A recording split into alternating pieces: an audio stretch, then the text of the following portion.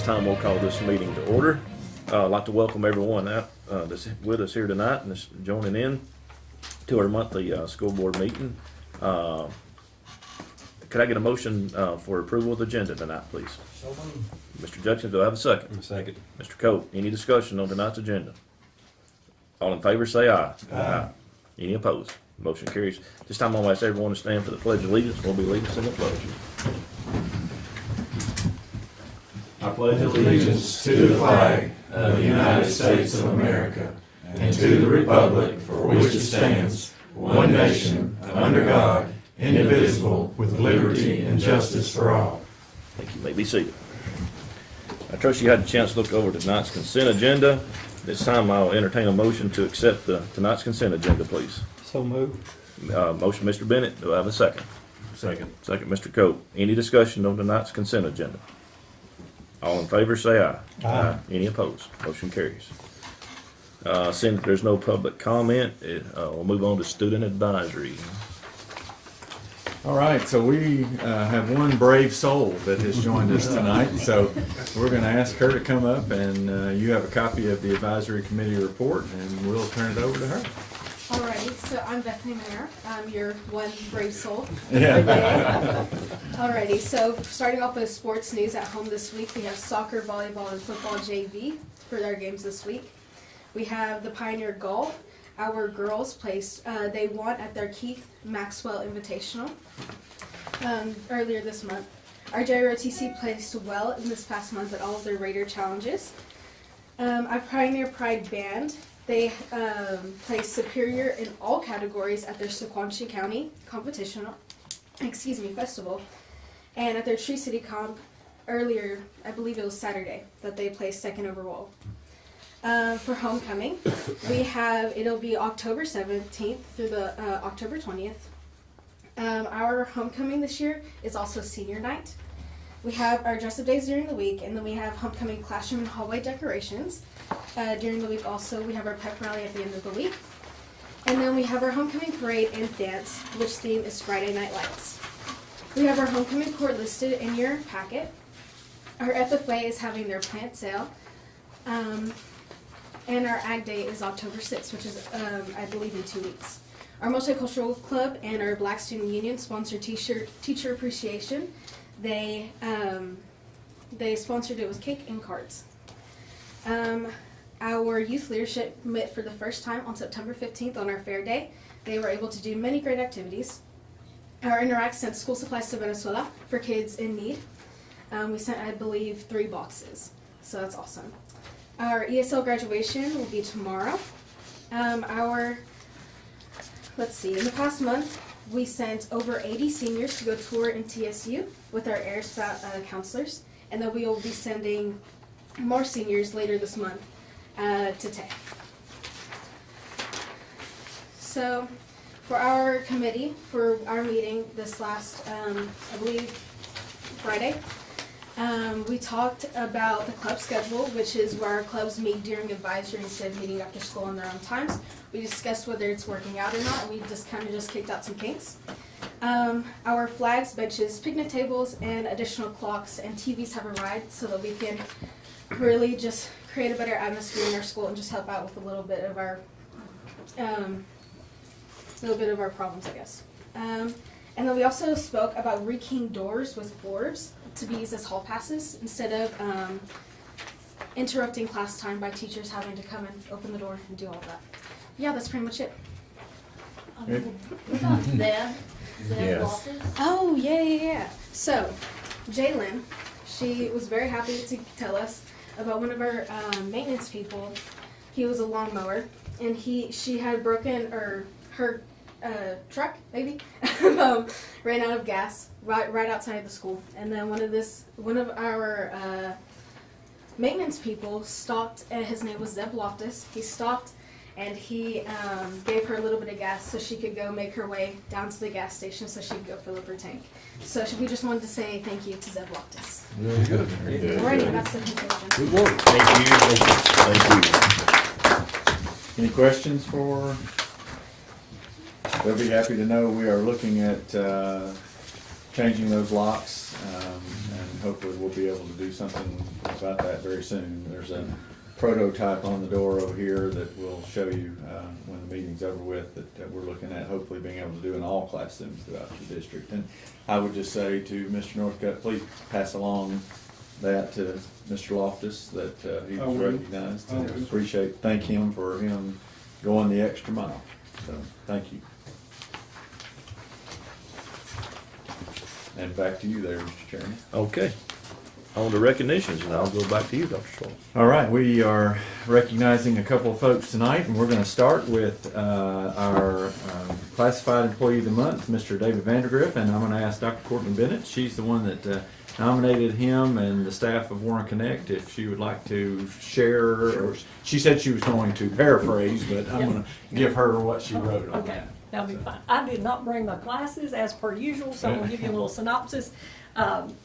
My staff and I kind of got to see David off and on over the course of the summer while the paving was actually going on at the middle school. And we would see him out there in 100+ degree weather.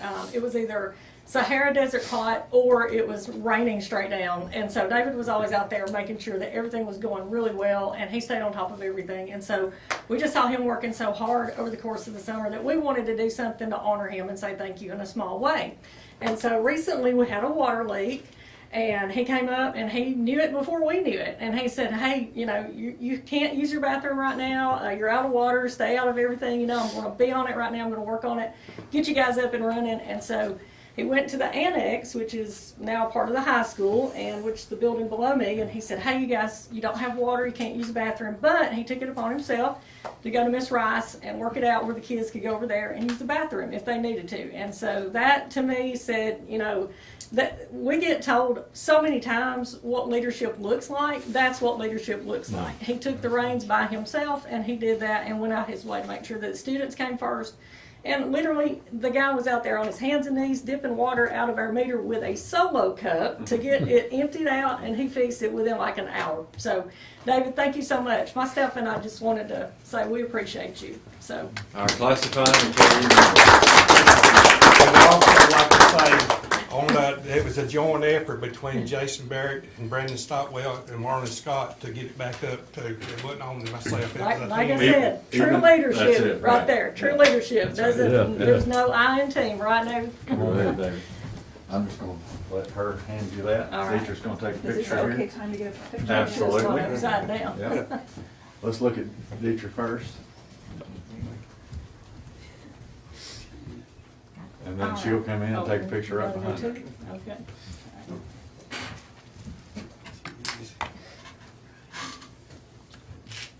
Let me get one more. On three. 1, 2, 3. Thank you.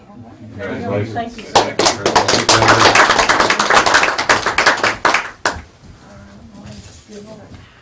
Oh, sorry, David. See, David. David. Good to see you. Good to see you.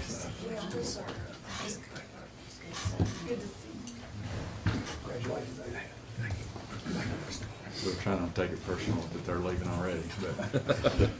Totally understand. All right, our certified employee of the month is Miss Leslie Crabtree, and I'm going to read what was sent to us from Christopher O'Connor. He's the post commander of the VFW. He said, Dr. Swallows, Miss Leslie Crabtree, a 5th grade and social studies teacher from Centertown Elementary, has been selected to receive the Warren County Memorial VFW Post 5064 Smart Mayor VFW Teacher of the Year Award at the elementary school level. Ms. Crabtree was selected as she's dedicated to fostering patriotism, recognizing veterans through her History Club Veterans Day program, and for organizing historical research field trips and activities related to the History Club. The Smart Mayor VFW National Citizenship Education Teacher Award is a program where the VFW annually recognizes the nation's top classroom, elementary, junior high, and high school teachers who teach citizenship education topics regularly and promote America's history and traditions effectively. Teachers who promote civic responsibility, flag etiquette, and patriotism are prime candidates for this award. The VFW Citizenship Education Program stimulate interest in America's history, traditions, Americanism, civic responsibility, flag etiquette, and patriotism. The VFW wants to identify and recognize America's best educators who instill a sense of national pride in students. As a result, Mrs. Crabtree is being selected as the Post's winner. She will receive a $150 award from the Post, plus a $100 for use in her classroom, and Centertown Elementary will receive a $250 contribution from the Post. VFW Post 5064 would like to thank you for your continued support of our VFW youth programs throughout Warren County Schools. And so now we're not giving her $150, but we are recognizing her as our Employee of the Month, and just would add to this, in a time where we badly need this taught, Ms. Crabtree takes it very seriously and does a great job. So our certified Employee of the Month is Ms. Leslie Crabtree. So we can get a picture. Yeah, it's important. She is escorted tonight by her husband, who abandoned her a couple of years ago to go to another school.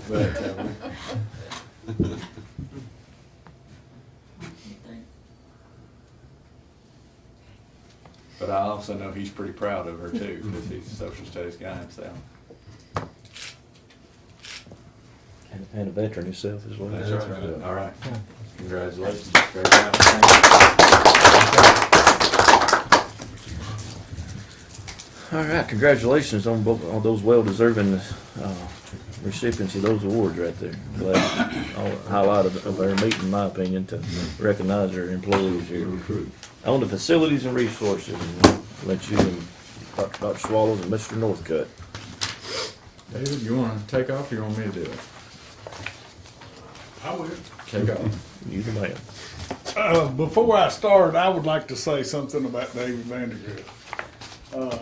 David Vandergriff works under me, and a couple of years ago when we started all these ESSER projects, there was a position through the federal funds for an overseer of those projects, and myself and Dr. Swallows came up with David Vandergriff, and just because of the leadership that he shows with each other, I mean with everybody, he was chose to do that, and he's doing a fantastic job. I hate that he left, because I would have liked to have said that to him. Mm-hmm. But well, I would just piggyback off of that. Think about all the building projects we've done in the last 2.5 years. And yes, David's been one that's been coordinating all of that. And so, yes, and like Courtney said, he's on top of everything, not just on one project, on all of it. We got a lot going on, and he stays on top of it. I just, yeah, and let me put a little footnote on that, if you don't mind, Mr. Chairman. I can remember when David was on the county commission. Yes. We're talking about the years before the Great Flood. Exactly. You know? I mean, this Yes. was a long time Yes. ago, but I remember David showed that kind of leadership in a very quiet and sometimes in a subtle way, and he would exercise that leadership so brilliantly and so subtly that people didn't know they were being led. Right. You know? Right. He was just that skillful, Yes. and unassuming. He didn't put himself out in front of other people. He wanted other people to succeed and to be recognized for their success. Yes, even when I talked to him about coming up here tonight for that award, he said, well, it wasn't just me. He said, them other guys was doing it just as much as I was. Yeah. Okay, with that being said, he should have given this report. yeah. The roofing project at the middle school auditorium is moving very fast. They've got most of the rubber EPDM down. They've ordered some of the metal for the flashing and the downspouts and the gutters and all that. And unfortunately, the way I understand it, there's a shortage of all that stuff, and they get little spurts of it along and whenever they get it, they're right there ready to put it down. They're really close and trying to get it done just as quick as they possibly can, and they're doing a good job. That roofing company, Southern Roofing, that's a very good. That's the first time we've ever worked with them, and they've turned out to be very good, very good. The parking lot project at the middle school, of course, I understand that people have noticed that they've dug some of it up. They had some grading problems that was wrong. The engineer caught it, and he wasn't happy with it, and he made them tear it out to redo it. That he wanted it the way it was drawn. There was also some sidewalks that the grading was wrong. He made them tear them up. We met over there today on another problem, and hopefully we've got it worked out. He's gonna go back to the drawing board, draw, and send me some schematics in the morning to get all that for approval from me and Grant to get that straightened out. It was a problem with the loading dock for the dumpsters. The dumpster truck, I had Josh Roberts over there, and he said that he didn't think that it would be able to get the truck in there straight to the dumpsters. Is the contractor responsible for the extra cost of it? Yes. Yeah, it was their mistake, and they'll have to eat the cost, yes.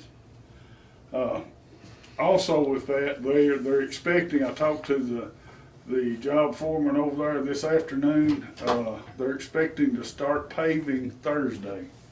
So they'll put the binder down, and I think they said they was gonna put the top coat down the first of next week, and then they'll he said probably do the painting and the striping next weekend, because they wanted to be able to let that paint sit a day or so and dry before somebody came on. So that should be finishing up pretty quick. The Centertown project, it's finally beginning to move. We got the floor poured, and they're laying blocks, and there's several people laying blocks, and it's really coming along. Comes up quick. It's moving real quick. The COVID center here, as you can see, we've got walls going up. It's beginning to take shape, so you can tell about what you're going to have, and it's moving good. Myself personally, I would like to see it move a little quicker, but we're all like that. But it is moving, and everything's looking good on that. The last month you was asking about the pavilion that was blown down from the storm. It is now up and covered and ready to go. There was a couple of pieces of furniture that was underneath it that got damaged. We'll have to, one I think we can repair, and the other one we'll just have to replace. A metal bench, we'll have to replace it, but a wooden picnic table's got a couple of boards broke in it. I think we can repair it, all that. But it is up, and everything's going back. That's all I have for the facilities. I got a question. We had talked about this a couple of months ago, and I don't know, with the West Elementary project that we had talked about, did we get any more information on that, about the awning or the outside awning? That we had passed a motion to Yes. approve something with it, and then Yeah. we've not. So you're talking about the awning in the front? Right. Yeah. So, again, there's, in the strategic plan that you all consider during operations, there's some information in there about renovating their basement area. And then we've also talked about the fact that the gym was cut out of the last project. Yeah. And so it feels to me like we're headed towards some more work at West Elementary. So I think ultimately we would want to try to do that all in one project. Well, I knew they had set aside some money, so I didn't know if they were waiting on us. They also wanted to do a pavilion in the back. And so my conversation with Ms. Lewis was, there's several little projects here. Let's have a comprehensive conversation to see where we're headed. Actually, Touch base on that. Actually, I've got that meeting scheduled for tomorrow. Okay. Right, well, there you go. I know we touched on it just prior to the meeting starting here, but I want to give a shout out to the maintenance crew, your lawn crew. Like I say, they were catching some slack behind the 8 ball, when they first took this project over. But I know the weather's helped, but I know the work they've been done, and I know that one of the mowers was recognized there, helping the young lady at the high school with gas. I was helping my wife carrying stuff at Deverell for her snack cart thing. Mark was mowing himself. He got off the mower. I had some stuff to fall off. He made sure I got in the building. He stopped mowing to help me get. I just wanted to give a shout out to them. They're all good. They're all good guys, and they're working hard. They're working hard. You know, people want to scream when things look bad, but they don't never get the recognition that they need when they look good. And When they look the good, grounds are that's looking right. good. That's right. That's right. All right, that's all I've got. Thank you, Dave. Good work. All right, on to operations report. All right, operations, I'm gonna pause a second. If anybody wants to excuse themselves, before we get into operations, it may be the time for them to do it. So, Sounds like it's gonna be a. you are certainly welcome to stay. I do not want to push anybody out the door. Don't rush off. I'll watch on YouTube. I understand. All right, so right off the bat for the operations, one of the things that the board asked was, a couple years ago, we went around to all the schools and they gave us a little update about them. And so you all had expressed an interest in hearing an update from our schools. And so Centertown was last month.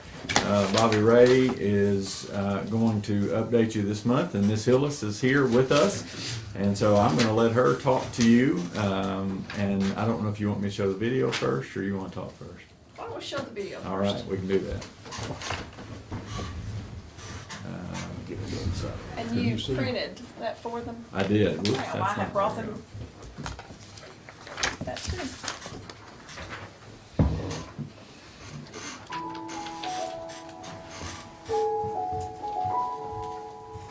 Good morning, Bobby Ray.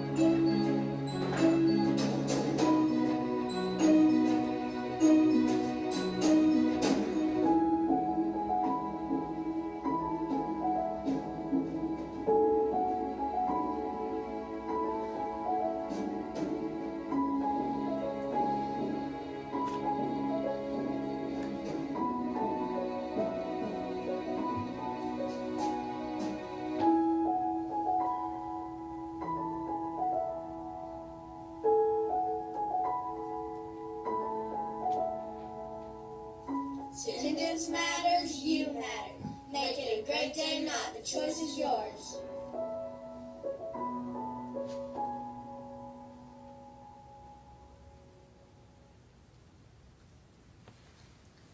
The beginning and the end of the video that you saw is part of our morning broadcast that our kids do every morning. That's the way that we see our announcements.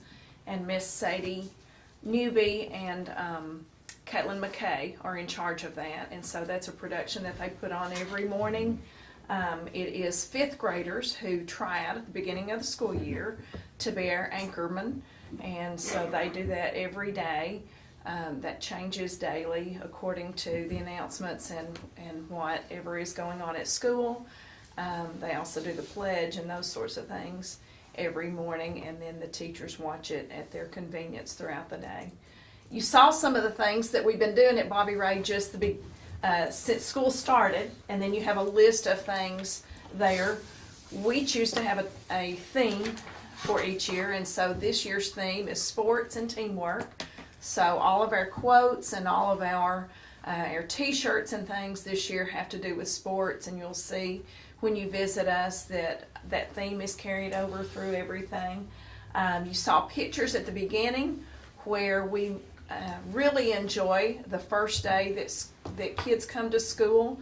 We have all of our teachers out, we have signs, and we welcome them back to school, and so that's kind of become a tradition for us to greet everybody there. And then the first Friday that we are back in school, we have Starburst Day, and it's our tradition that everybody eats Starburst, and we have the fire truck comes, and I know that a lot of schools do water days as a reward. But long before I was at Bobby Ray, that was something that they were doing, and is kind of a tradition with the fire department here in town. And they've been very generous about coming and about making that an enjoyable day for our kids. So we start off the day with a little bit of fun to kind of entice them, and then that's a reward day at the beginning or at the end of the year with that water reward. Our enrollment as of today is 550. We have 4 classes at each grade level. That includes pre-K through 5, and then 1 CDC transition class. That is up just a little bit for us. We have a new pre-K SPED classroom, so that made our 4th one. We have 2 special education pre-Ks and 2 volunteer pre-K classes. And then last year was the first year that we had the CDC transition. So we feel like we're in a real good place with that. Our classrooms are not too crowded, but some of them, of course, are a little fuller than others.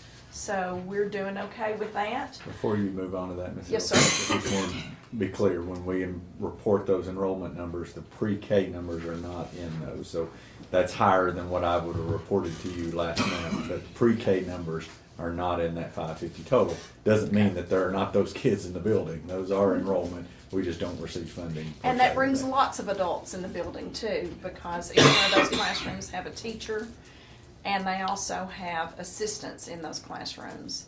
So in the volunteer pre-K, there's 1 assistant, and in the special ed pre-K, there's 2, and then the CDC has 2 assistants, possibly getting another one because of those numbers. So that's quite a few more people there too. As always, safety is a priority, but it's especially a focus this year with everything that has been going on. And so we have Officer Brad Hennessy, who is our SRO, and he does a wonderful job making sure that we're safe, and we meet at least weekly talking about things that we can do to improve that, and making sure that gates are locked and that our classrooms are safe. We've kind of described it as phase 1 and phase 2. Of course, everything on the outside being locked, and then we're really excited about this new, I'm not sure what to call it, app that would make it easier to keep our classroom doors locked. So kids have been really focused on making sure that everybody is safe, checking doors behind them. Because we've always been such an open campus, especially before our building project, coming and going has always kind of been an issue for us. So that's kind of a new focus for us with that. Capturing Kids' Hearts is big at Bobby Ray, and so you probably know that the character trait for August and September was empathy. And so as of yesterday, we were looking at recognizing those kids who exemplify that character trait in each classroom.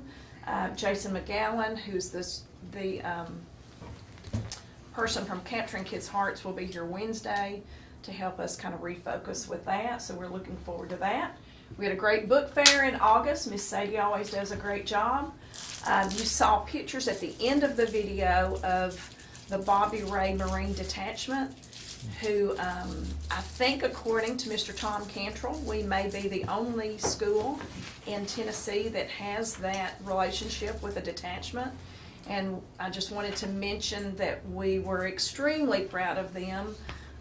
He came by to let us know earlier, I guess in August, that they were taking a group of ROTC kids from outside of Nashville somewhere to Arlington, and that they were, he thought, the only detachment from Tennessee that had ever been allowed to lay a wreath at the Tomb of the Unknown Soldier. So they were extremely proud of that. They always come and do our Veterans Day program in November. They're great about collecting things when we need things for our children, and our kids love to have them there. They tell us some stories sometimes, and we just feel like we have a very unique relationship with them that we're very proud of.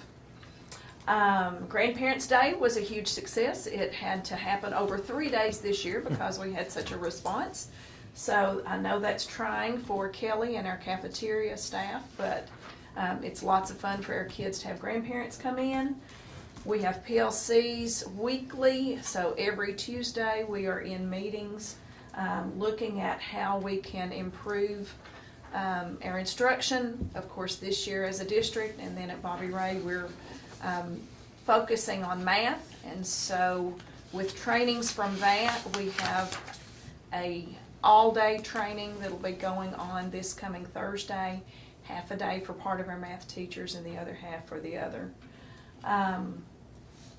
Farm Day, of course, the week of the fair couldn't pass by without us recognizing agriculture, and particularly, you would think, and I'm always a little surprised, being a country girl, that the kids in town don't see some of those things.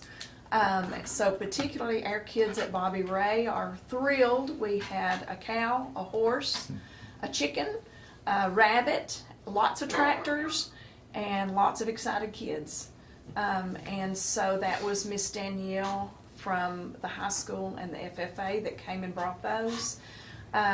She let us know that apparently there's lots of FFA stuff going on in September, so we're going to reschedule that next year and maybe push it to October so that we can have more. But that's fun for our kids to get to see those things up close. We've had a positive phone call challenge with our teachers, and that's ending actually tomorrow with some prizes for teachers. We try to make sure that our teachers are feeling appreciated, and we feel like one of the things that also goes hand in hand with capturing kids' hearts is making connections with parents before there's another need to touch base with them. So we're hoping that we have 100% of our parents that have been contacted by teachers just to give their kids a little shout out and to make sure that they know that we're happy that they're there and they're stars. Bobby Ray basketball starts tonight, so I'm going to be leaving in just a little while to head to Irving College, where our boys and our girls both have games, and then they'll be starting at school next week. I wanted to mention, I'm not sure that anybody else in the district does One Book, One School, but that's a program we started a few years ago. We do spend part of our title money on that, and the focus on that is to put a book in the hands of every family at Bobby Ray. I had a first grader last week who was in my office and was having some difficulties, and I had suggested that maybe he and his mom could sit down and read a book, and he said, "I don't have any at my house." So we hooked him up with the library books, and then we went to my office and got some more books. But then I also told him, but coming soon, we will have another book that you'll get to take home and that you'll keep. And so it's not every child, it's every family. And so there is a reading schedule and there's an explanation. And the idea is that every family sits down for this week or 2 weeks on the couch and spends a little bit of time reading with their child, which goes so well with the district 20-minute incentive, but also just great practice to make connections with your kids. So we have 2 books that we're going to be reading. Little Rhino's a book written by a Major League Baseball player, and then Pete the Cat Play Ball for our little guys. And so starting Friday, they'll be getting those books and some treats and bookmarks. And then next week we'll all be reading. And on those morning announcements, there'll be some contests and prizes and things given out to encourage reading then. I did fail, as the young lady was speaking earlier, to mention one thing that I'd also like to mention that's going on at Bobby Ray. We have a Hispanic PTO. And so that started last year. We have our regular PTO, but I had a group of parents that said they would like to have a separate meeting, that sometimes having to have someone interpret for them, that they kind of felt like maybe the meeting would lag. And so just to try to make them more comfortable and make sure that everybody felt welcome and involved, we had a meeting Friday night. And so Miss Allie does a wonderful job leading that work, and that gives them a few minutes that they can ask questions, and there's, you know, everybody feels comfortable to be there and to be a part, and we want them to be welcome in our school. Very good. Any questions for Mrs. Hillis? This Hispanic PTO, it is up and running as an organization. It is. So it's going kind of a little concern. sub part of our regular PTO. Okay. It'll be a subcommittee. Yes. Okay, they will have regular meetings. They do have a regular meeting, yes, sir. Okay. That's very positive. So it's probably the same information, it's just Yes. translated, it's like Right. 2 separate church services. Yes. The same Yes. thing. Okay. That's a great analogy. Excellent.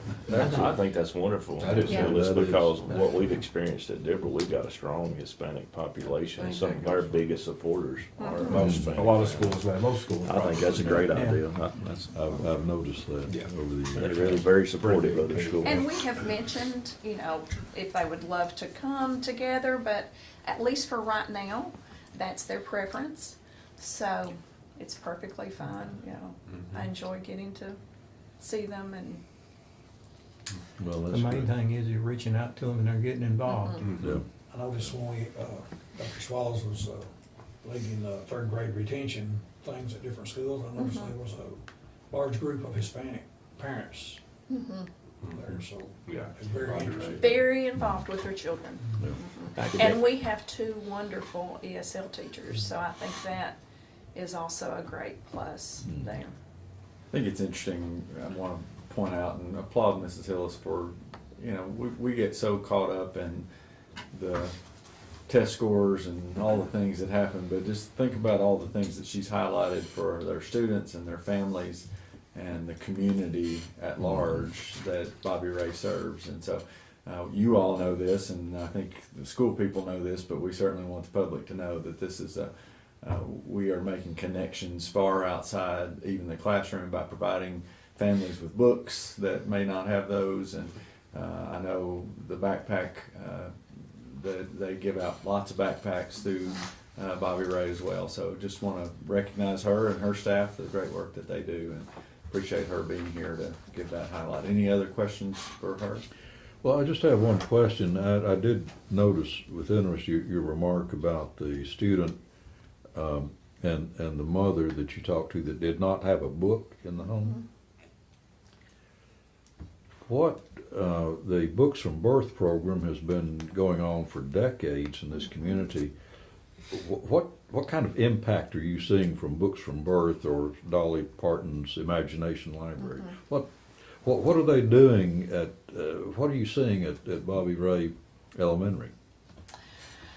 Well, And I love the Books from Birth program. I think that's wonderful. I think probably though, in connection with that and that being a Hispanic family, that they probably are not connected to that, just because of their relocation. But that's a great thing for me to find out. Well, And it also piggybacks on that Hispanic PTO. Well, but it also stops Yes. at age 5. Yeah. Well, yes, Yes. but the program as originally conceived did include providing books in Spanish. Yes, sir. And And- they have materials that are Mhm. translated and all of that. Okay. So again, I think what she's saying in this specific instance was maybe a relocation of a family that would have come in by school terms. They would have aged out of that program, Books from Birth, because That it stops stops at 5 years old. Yeah. Well, I would totally agree with you, and I can't speak for other people, but I think we would all agree that every family needs to have books, plural, and Yes. lots of them, and have at least 20 minutes per evening of reading, at least. And that's one thing that our community steps up for. I mean, again, I think I shared with you all the Books from Birth program was struggling with funding because there's a lot of misconception that the Dolly Parton Imagination Library provides the books. Right. That is not the case. They provide the postage. They provide the postage. Yeah. Our local chapter purchases the books. And so we'd gotten to a place to where we were falling behind a little bit and being able to purchase those books. And within 6 weeks, Christy Allison had just made a public plea and had raised almost $20,000, and so our community is a great supporter of that, and but also our schools find ways to make sure that no kid can go without a book, and so again, I appreciate that Mrs. Hill has made that connection with that family and was able to provide those too. Excellent. Along with that, I would say too, along the same line, we are so fortunate in, we have the Family Resource Center that provides for our children, I would say, at least on a weekly basis. The backpacks that Dr. Swallows mentioned, Westwood has provided so much for us there. We have, I believe it's Christ Methodist that provides for the fuel program. So many of our children do have those types of needs. And then, I would have to say with that, we had a student recently who he and his brother were in need of some shoes. And while we had our guidance counselor immediately was calling the resource center and they have those things available, we had a little bit of an issue with sizes and that sort of thing. But before the child left, I think there were 4, maybe 5 different people who had already said, I got this taken care of, and it was finally, hold off. Excellent. He doesn't Excellent. need five pair right now. Excellent. So we're very blessed that we have a lot of that's people that are going wonderful. to take care of that. Wonderful. That's great. That's great. Thank Well, you. we'll let you get to your basketball game. Thank you for Okay. coming. All right, thank you. Okay. Come see us at Bobby Ray. Okay. Go Stars. Thank you. All right, Mr. Chairman, the next item on the operations report. Now, I want to be careful to explain this. There are several facets of approval that has to be done locally with the ESSER 3 program. What you are approving tonight is just the public-facing document. Now, this is different than ESSER 1 and ESSER 2. There was not any public comment required for ESSER 1 or ESSER 2. But ESSER 3, you all are aware that we had to reach out and get public comment. I'm happy to report that we received more than 1,000 survey responses, 1,091 to be exact. And we had various comments around lots of different areas. I will give you these stats. 59.4% of the respondents were parents. 35.5% were teachers and staff. And the remaining 5.1% were community members. Addressing learning loss was identified in 87% of the respondent surveys. Because if you'll remember, this ESSER 3 money was identified almost solely for addressing learning loss during the pandemic. And so that was reflected in our community response, 87% of those. Also, purchasing technology, offering school tutoring, and implementing programs to support students, all of which that you will see in our ESSER 3 plan. Also, 82% of our respondents identified improving school facilities, which you will also know that we've identified money to do in several different areas, and also ensuring the safety of schools and upgrading in order to better serve the health of our students. Here are a few just direct comments from our survey. We need additional space for classrooms. Funds should be used to update the priority areas in older school buildings. Addressing the learning needs of students with disabilities, English learners, and lower income students. Creating activities for after school. Updated technology and one-on-one learning. Better security of all school building entrances. More paraprofessionals are needed to help with the learning in the classroom. Obviously, in 1,000 respondents, that's not all of those, but that's a few that we pulled out. And so what you would approve tonight, if you choose to do so, is you're approving of this process, the survey, the respondents that we brought in, and the fact that it identified a few areas that we felt like we needed to focus that ESSER 3 money on, which you will approve that plan in October once we receive state funding, or receive state approval at that point. What I'm asking you to approve tonight is simply this public-facing, public comment survey portion, so that it can be submitted to the state for its approval, and then it will come back with those remaining funds, right at $7 million remaining in ESSER 3.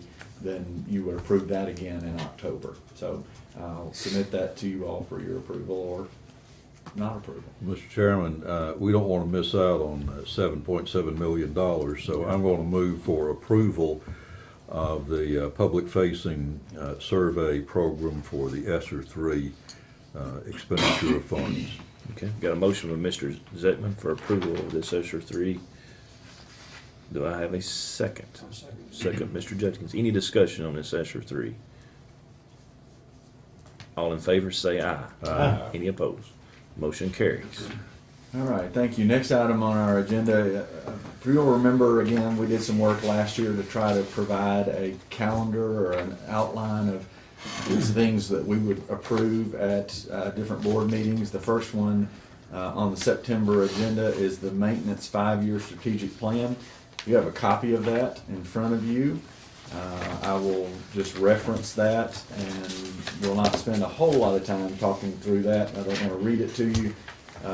These items that were approved in 23 or on the list for 23-24, many of those are already in the works. We're already actively seeking those. But then, as we normally do in anything, we're planning out 5 years in advance. One of the things that I'm very pleased with is that Mr. Northcutt puts this plan together every year, and because we were strategic in using some of our ESSER funds, we almost wiped out 4 or 5 years worth of activities in 1 year because of that funding. And so, again, not only is that good for our schools and our students, it's good for our bottom line and our fiscal responsibility with the county and taxpayer money. And so appreciate the fact that he's continued to update this. You see several intercom upgrades. I think that's good, that we're certainly trying to increase communication in our school buildings. We've got some more roofs that need to be taken care of. The gym floor at Hickory Creek, do we have a timeline on that? Is that? That's what I thought. So that got approved. Yeah. So we'll get them going. As you look through the rest of the years, you can see taking some cosmetic upgrades, some floor tiles, and we've got some parking lots that need to be taken care of, awnings. Again, as you go throughout all of these years, you're going to see some commonality in the fact that we just have to be strategic in how we're upgrading our buildings and making sure that they're gonna last us an additional 40 to 75 years. So with that being said, the board we would like to submit this to the board for your approval. David, anything you want to add or any questions that want to be asked of David, certainly would entertain those.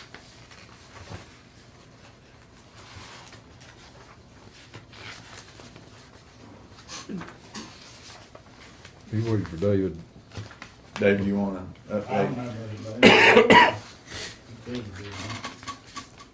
Is the bleachers at the high school, are they being addressed, some of those replacements and stuff, is that? Well, I've actually looked at that and actually got a price.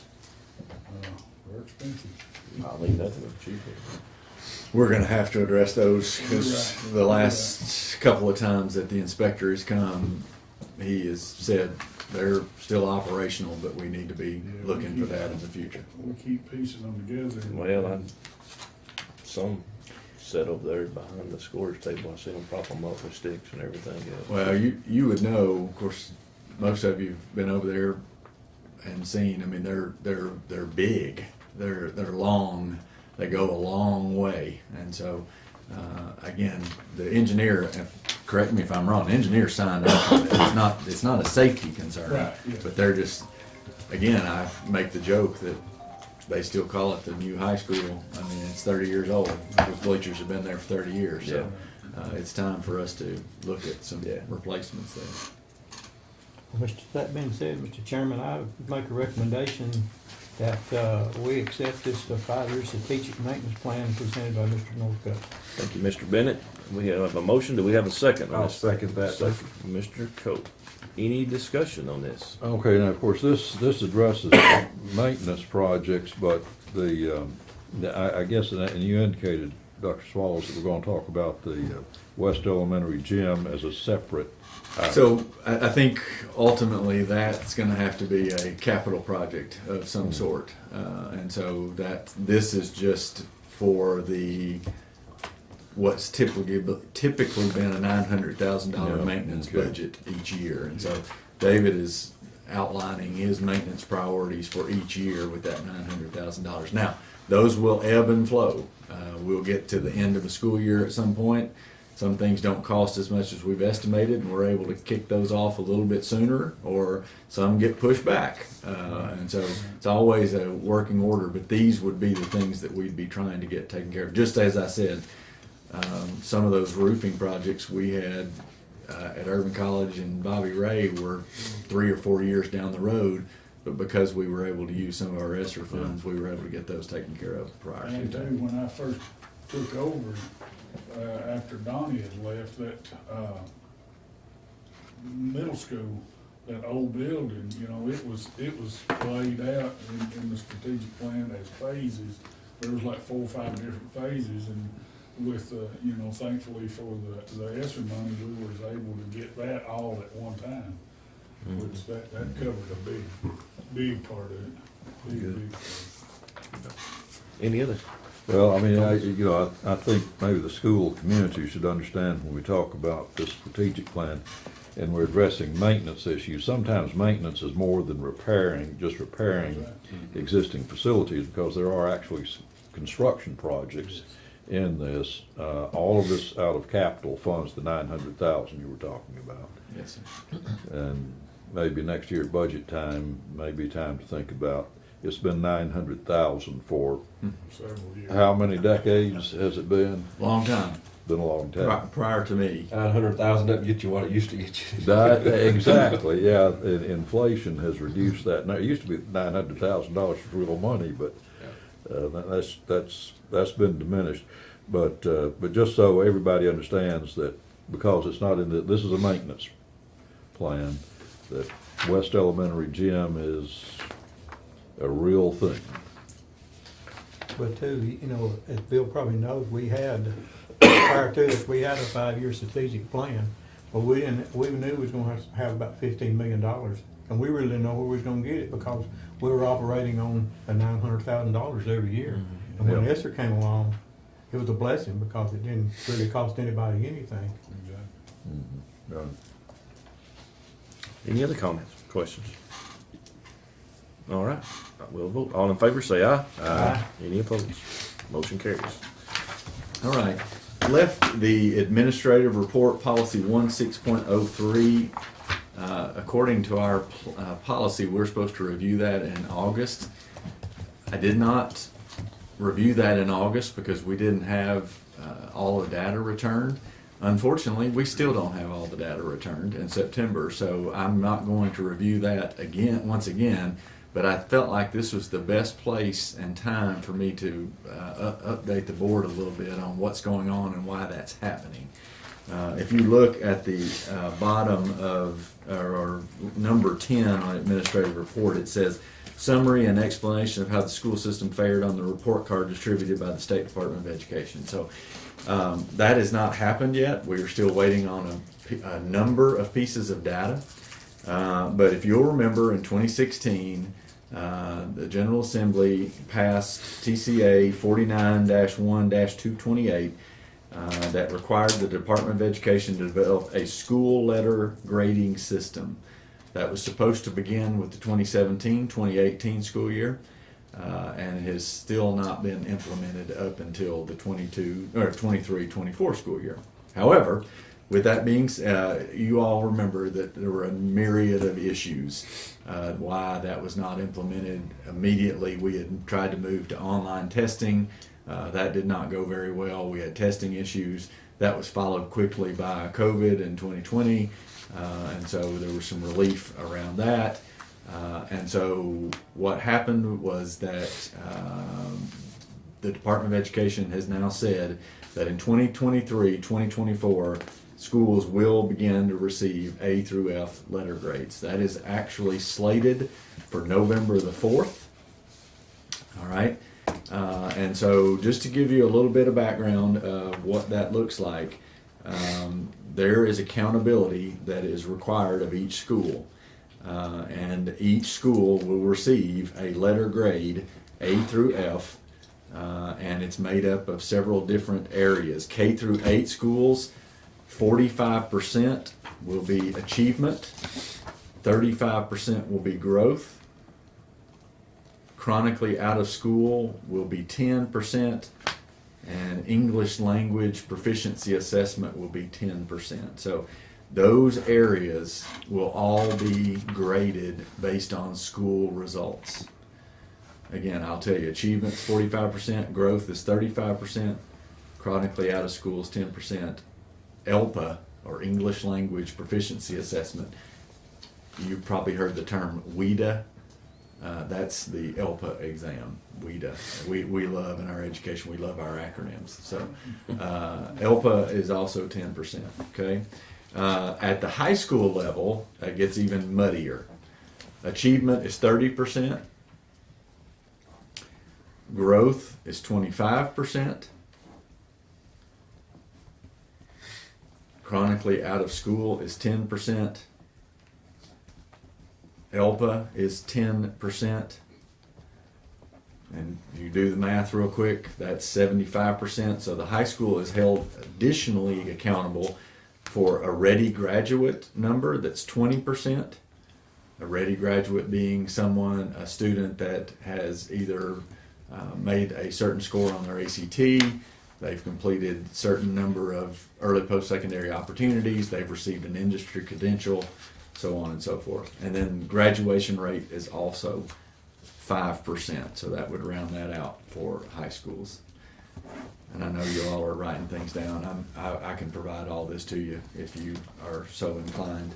But what will happen is that each one of those areas will be given a score and ultimately a grade level, and a grade level being A through F, and then those things will be combined to give the score for the individual schools.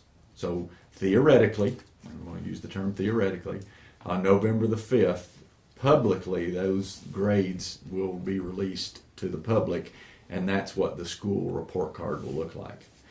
Now, with all that being said, you're also aware that the Department of Education has recently undergone a transformation with a new Commissioner of Education. Ultimately, immediately, they began going in and talking about these school letter grades. And so I'm just going to read to you from their press release that says that the school letter grades were developed in 2016. The state's letter grade legislation is intended to provide a snapshot of how each school performed during the previous academic year and compare those results over time. However, in the years following passage of the legislation, testing issues and impacts of COVID delayed the rollout as a part of the Tennessee State's accountability system. And simultaneously, the U.S. Department of Education is requiring adjustments to the components of Tennessee's plan to comply with federal accountability requirements. So you also understand that this legislation was passed under a previous administration. There is a new administration that's brought requirements from the National Department of Education. So with all that being a mouthful to say, we were working under the assumption that these things that I just laid out for you, being the achievement and growth, the chronically out of school, ELPA, were what schools were going to be held accountable for. Now, the Department of Education is seeking public feedback of a system that they want to build going forward. And so they've been having several public town halls, and they're also accepting information feedback now publicly to try to build an A through F school letter grade system that gives them the information that they need to understand school performance. Let me just say publicly that I've said this to you all many times. We certainly don't shy away from accountability. Schools systems are held accountable for lots of different things, and so we don't mind the accountability. We've been held accountable for those things all along. This is a personal statement. I have great concern that we have somewhat been working on this since 2016, 2017, and then now that we're about to roll these letter grades out, the ball is being shifted around. The information is being shifted around. So there's a lot of concern around that statewide. I attended the TOS and TDOE conference a couple of weeks ago. We spent 3 days talking about this very thing. One of the things that was mentioned, and again, just to give you an idea, the initial design of the accountability model had achievement and growth in it. We are being told that there's a certain attitude or a certain thought that they want that to be achievement only. And so that would be a higher percentage, or maybe even taking growth out completely, which we also think is not necessarily something that we would support, because there's data that shows that achievement follows, for one thing, our economically disadvantaged rates. Those that have lower economically disadvantaged rates generally have higher achievement rates. Again, that's a general statement. But that's why we think the achievement and growth models joined together are better. All right. So without all that being said, our TOS organization is advocating, and I think you'll probably hear something about this tomorrow night at the TSBA meeting as well, is advocating for a system that reflects what is there and what has been there, just so that we can understand what it's going to look like come November the 4th. Because if they do change those indicators or those attributes, this is on data that was last year. It seems somewhat, I guess I'll just say, unfair to change it this late in the game. One of the things that you've heard undoubtedly since 2016, 2017 is the term chronically out of school. It didn't necessarily exist prior to talking about that. And so that's been an indicator that schools have been working on for a number of years to make sure that our chronically out of school numbers are better than they have been in the past. So that's where that was born. Accountability has helped us do that. And so why do I tell you all that information tonight? I'm going to first ask that we push this administrative report again until we have a clearer picture of what all the data says. So we will not add that to the agenda until we get an idea if it is released in November, then hopefully we would be able to compile all that data and get that to you as a board at the November-December meeting. But ultimately, I want you as board members to be aware and have as much information as you can possibly have as you're having conversations about the A through F accountability system. If you have actually seen, there's a lawsuit in the state of Texas that schools have filed to stop the A through F grading system. Florida has actually just recently done away with their A through F grading system, and so there's lots of opinions about it, but ultimately in Tennessee it's being talked about quite frequently at this point.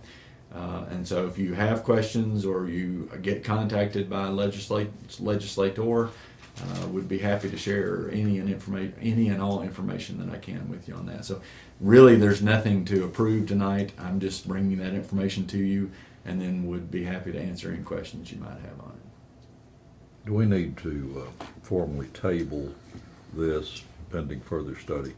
I wouldn't think so. Okay. This is just a review.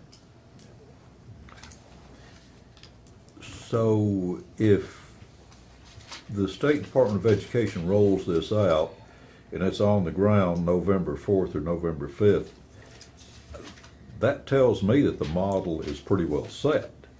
I mean, in spite of the fact that TOS had discussions and TSBA will continue to have discussions into November, the model is set. Is that, do I understand this correctly? I don't think that you would get that official word, but again, I would agree with that statement, that if it's going to have to be put out publicly in a little more than a month, I would assume that there's a good working model that's taking place. However, again, there are town halls that were held, and there's still public feedback being sought. And I was looking for the end date on that, but I don't have that in front of me. But again, I can't speak to that with knowledge other than to say I share your belief. Seems to me like the Department of Education at the state level is going to have a little bit of a, shall we say, credibility problem with this. Again, what I would hope and what TSBA or that TOS is advocating for is that we stick with the model that was initially designed. I don't think anybody likes the A through F grading system. However, we have had time to wrap our minds around the existing model. Why in the first year of implementation we would want to come back and try to change that model is the concerning factor for me. Thank you. To be clear, that's a state, November 4th, Yes, ma'am. not a federal, No. even though you mentioned the Texas thing. Okay. Now, each state has an opportunity to have their own accountability model. Not all states have an A through F grading system. And as I said, Florida has recently voted to go away from theirs. Texas was going to implement theirs if they hadn't already, but they have filed an injunction to try to stop that from happening. So, again, listen, you all know this. I mean, accountability is accountability. We don't mind accountability. Theoretically, I would say we have somewhat of an A through F grading system now with the TVAS model of 1 through 5. But that does not take into account the achievement model. So this is a comprehensive look at our schools. And so again, we're fine with that. We want to improve in all areas, and certainly want to do that here. But it's one of those things that in the next month and a half it should get really interesting. All right. The last thing is a review of School Support Organization Policy 2.404. Again, that is something that is required for review, and it says that we do that in the September meeting. You all are aware that our school support organizations go through a rigorous vetting process, and Robin has helped lead that over the course of the last few years. Our board policy requires us to make that information public and known on our website, and So ultimately, there is a list in your packet of our existing school support organizations. That's something that the director of schools approves, but you as a board would need to review this policy. If you are good with that, then you would just once again recommend that for its approval, and we'll move forward. Make a motion where you approve the review of school support organization policy 2.404. Okay, you got a motion, Mr. Judkins, do I have a second? I'll second that. Second, Mr. Cope. Any discussion on the school support organizations 2.404? Point of clarification is that these are the school support organizations that have a separate bank account. Some of our schools have PTOs or school support organizations that run all their money through the schools, and those don't go through this process because this is for an independent legal entity. So if your organization is missing, that's why. About half of our schools' PTOs are not run all their money through the schools. Thank you for that, Rob. Anything else? All in favor say aye. Aye. Any opposed? Motion carries. Curriculum and achievement, there is none. On to other business. At this time, it is that time of year for the reorganization of the board. And at this time, I will entertain nominations for chairman of the board. I'd like to nominate Mr. Chris Cope as chairman of the board. I will second that motion. Is there any other nominations? I'll move that nomination cease. All right.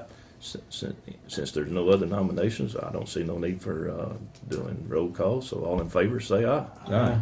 Any opposed? Motion carries. Congratulations. Thank you. At this time, we'll move on to vice chair. I'll move that Mr. Judkins be elected as vice chair. Okay. Second that. Any other nominations?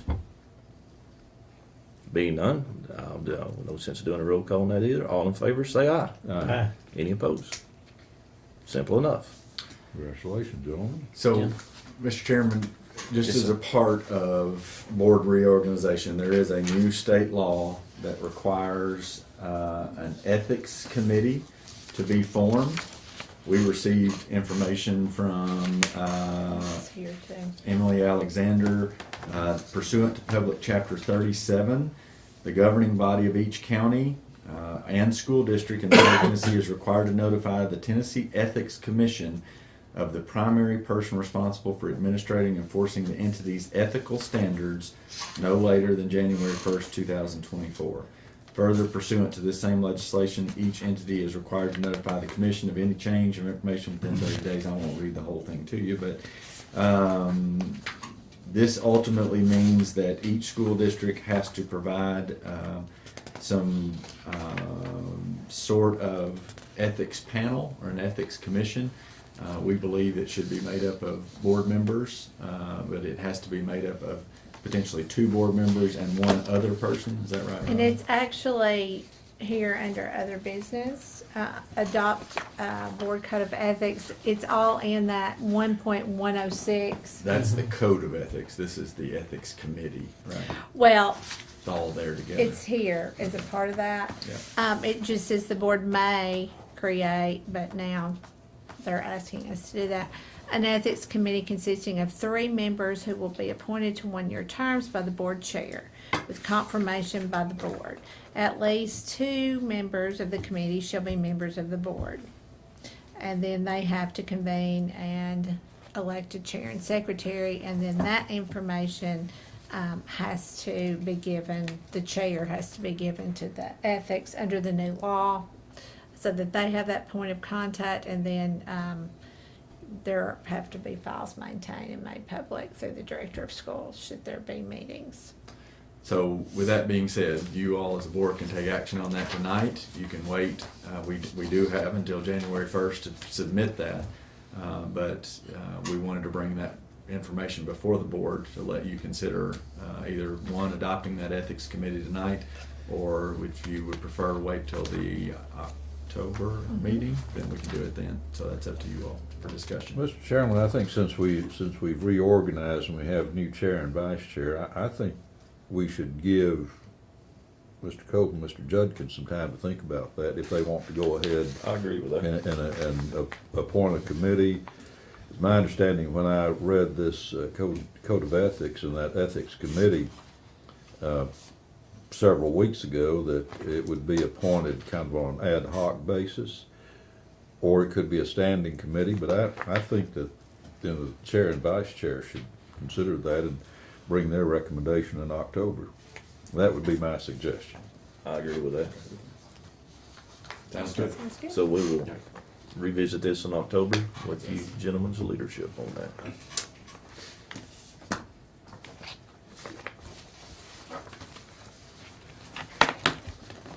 It's been brought to my attention that it's required by state law, the boardmanship code of conduct. It's not required by state law, but it's one of those things that the TSBA recommends. Okay. A revisiting of the code of conduct each year. Well, at this time, I'm gonna read this per TSBA's recommendation. This boardmanship code of conduct. The board adopts these standards as recommended by the Tennessee School Board Association as a guide to its members as they provide educational leadership for the youth of our state. My relations to the children.